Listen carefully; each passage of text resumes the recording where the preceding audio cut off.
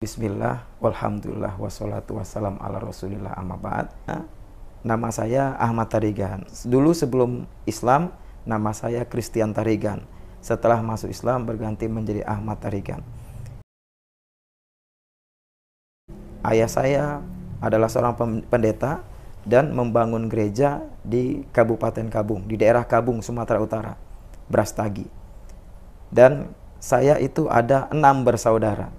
Saya anak keempat. Anak pertama pendeta. Anak kedua menikah dengan pendeta. Anak ketiga beliau adalah seorang dosen dan sekaligus pendeta. Anak keempat saya. Anak kelima telah selesai sekolah teologi. Jadi kedepannya juga jadi pendeta. Dan anak terakhir baru selesai juga dari sekolah teologi. Jadi semuanya keluarga pendeta. Saya satu-satunya yang alhamdulillah atas izin Allah bawa untuk masuk kepada agama Allah Subhanahu wa ta'ala, agama Islam. Ketika saya lahir, saya diadopsi oleh paman kandung saya, yang paman kandung saya ini dengan istrinya tidak punya anak. Jadi mereka meminta kepada orang tua kandung saya untuk saya diadopsi menjadi anak mereka. Mereka memohon dengan permohonan yang sampai menangis dan memohon. Kemudian orang tua kandung saya mengizinkan saya diadopsi, tapi dengan 2 syarat. Yang pertama, nama saya harus Kristen. Yang kedua, saya harus mereka jadikan menjadi pendeta. Kalau 2 syarat ini mereka tidak bisa penuhi, gagal jadi anak mereka. Tapi kalau mereka bisa komitmen penuhi 2 syarat ini, maka saya diperbolehkan diasuh atau diadopsi oleh mereka. Maka paman kandung saya itu dan bibi kandung saya menyepakati, baik, anak ini akan kami beri nama Christian dan akan kami bimbing untuk menjadi pendeta. Kami fasilitasi dia agar menjadi gembala-gembala, yaitu pendeta. Maka diadopsilah saya. Saya dibawa ke tempat yang lain. Ke tempat yang lain ini mayoritas non-muslim. Kalau tadi di Kabung Brastagi mayoritas, kalau tempat paman saya mayoritas muslim. Kalau tempat orang tua kandung saya mayoritas non-muslim.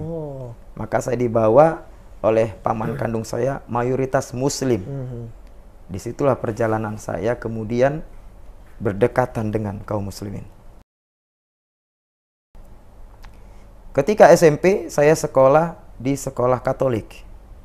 Karena sekolah Kristen yang betul-betul mengkader dan pendidikan Kristennya itu yang bagus, Katolik.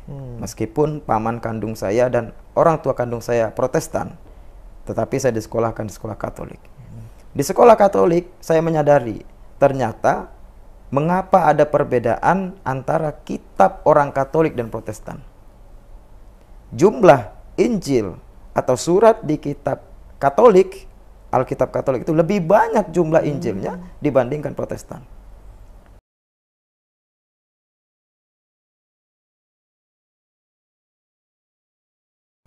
Saya jadi heran dong. Sama-sama Kristen. Sama-sama katanya Tuhannya Yesus. Tapi kenapa kemudian jumlah Injilnya berbeda?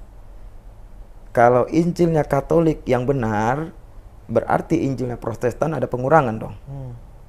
Tapi kalau Injilnya Protestan yang benar, berarti Injilnya Katolik ada penambahan dong. Iya. Bagaimana mungkin kitab suci ditambah atau dikurangi? Iya. Itu sudah mengganggu keimanan saya.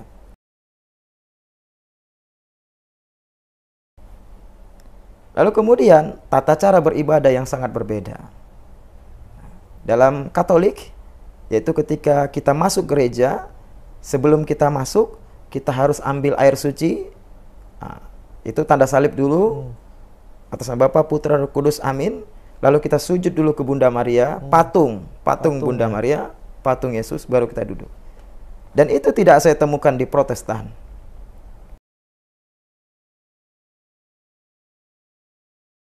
Mulai lagi berkecamuk keimanan saya. Mengapa terjadi perbedaan seperti ini?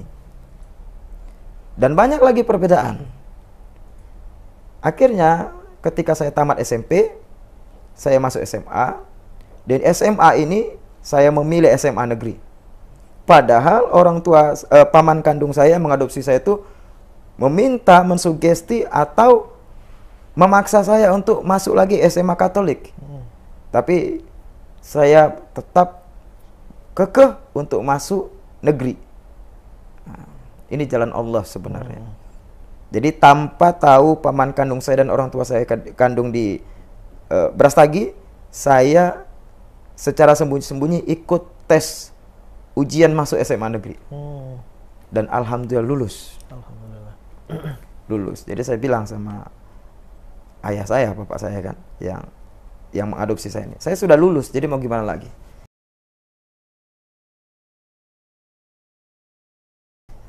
Ya sudah, tapi kamu kalau sudah lulus begini, kamu masuk SMA negeri, kamu jangan terlalu dekat dengan anak-anak beragama Islam. Karena ingat, kamu tujuannya adalah menjadi pendeta. Siap, saya bilang.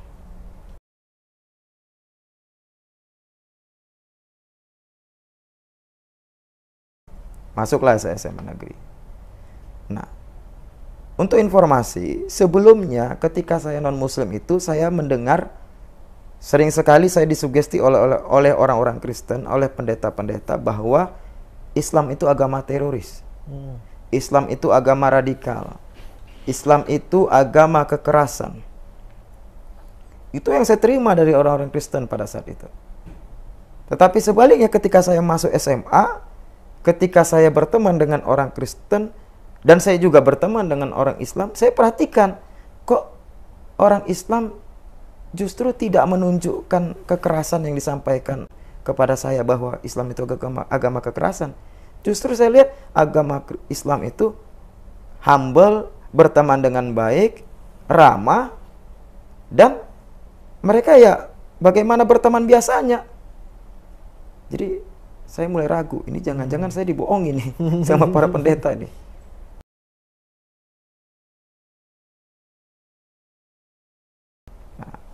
Kemudian atas dasar keingintahuan saya tentang Islam, saya tanyalah teman-teman saya beragama Islam. Itu saya berani bertanya di SMA kelas 3. Kelas 3 SMA, usia 17 tahun, saya tanya ke teman-teman saya beragama Islam itu, Islam seperti apa sih? Saya mau tahu dari kamu, bagaimana sebenarnya agama Islam? Tolong kasih tahu saya. Karena saya dengar Islam itu agama teroris, agama yang mengajarkan tidak boleh makan yang enak-enak, semisal daging babi, kan gitu kan. Daging babi kan enak, kenapa dilarang? Berarti menyiksa manusia, saya pikir begitu. Nah, teman-teman saya yang beragama Islam ini, mereka tidak sanggup menjawab pertanyaan saya. Mereka tidak bisa mengiyakan keinginan saya untuk tahu Islam dari mereka.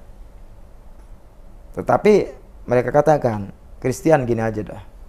Kamu ini kan sepertinya memang kelihatan serius belajar Islam. Nah, bagaimana kalau kami temukan kamu dengan seorang ustadz? Nah, ustadz ini adalah guru agama Islam di sekolah itu. Boleh? Siapa namanya? Namanya Pak Sudirman Latsa.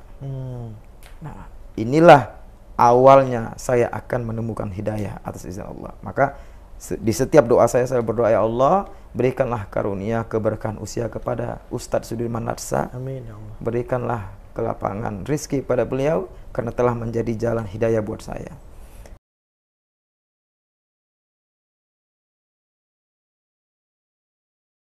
Jadi dipertemukanlah saya dengan Ustadz Sudirman Latsa ini. Nah, di sekolah itu Ustadz Sudirman Latsa bilang, ya udah, kita diskusi jangan di sekolah. Nggak enak dilihat para guru dan teman-teman yang lain. Kamu datang ke rumah saya nanti siang. Ini alamat saya, kata beliau. Wow, saya ditantang begitu kan. Oke, siap Ustadz, saya bilang. Saya datang. Tapi kalau bisa bawa Alkitab kamu, katanya. Kamu bawa Alkitab ya. Tantangin juga. Wah, saya ditantang. Wah, ini kok Ustadz bicara kitab. Oke, siap. Datanglah saya siang ke rumah beliau bawa Alkitab. Disuguhi dengan makan minuman. Dengan lemah lembut luar biasa.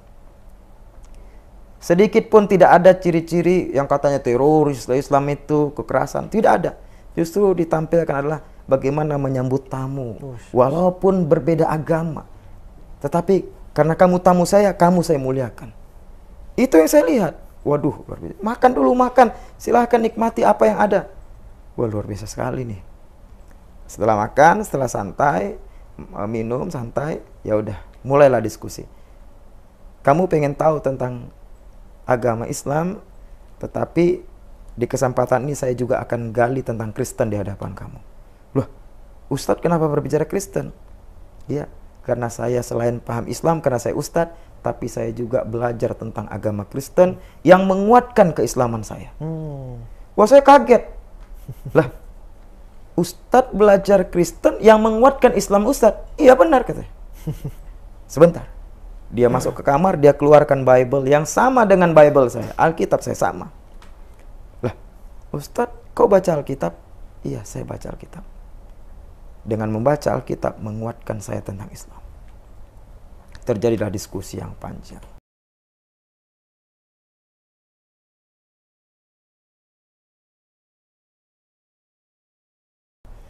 Pertama dia jawab tentang Islam bukan teroris. Dia buka dalam Al-Quran, ketika itu saya kan tidak tahu Arabnya. Dia baca, Allah menegaskan, Man qatala nafsan bi ghairi nafsin aw fasadin fil ardi faka'annama qatala nasa jami'an. Beliau bacakan artinya yang membuat saya betul-betul tergetar hati saya, karena ayat ini tidak pernah saya baca dalam kitab saya, enggak pernah. Justru itu saya dengar dari seorang muslim dan dari Al-Quran. Beliau membacakan artinya, siapa yang membunuh satu orang yang orang ini tak bersalah, dosanya faka'annama qatalan nasa jami'an. Dosanya seperti membunuh seluruh manusia yang ada di dunia ini. Saya kaget. Ini Al-Quran, saya bilang. Iya, ini Al-Quran. Ini adalah ayat yang diimani oleh orang Islam. Tidak boleh membunuh orang yang tak bersalah. Satu orang saja dibunuh, dosanya seperti membunuh seluruh manusia yang dunia ini. Ini pendekatan Islam. Jadi kalau kemudian ada orang yang mengatakan Islam teroris, Islam agama kekerasan, sesungguhnya mereka sedang memfitnah dan mereka sedang menyudutkan Islam, yang sebenarnya Islam tidak seperti itu.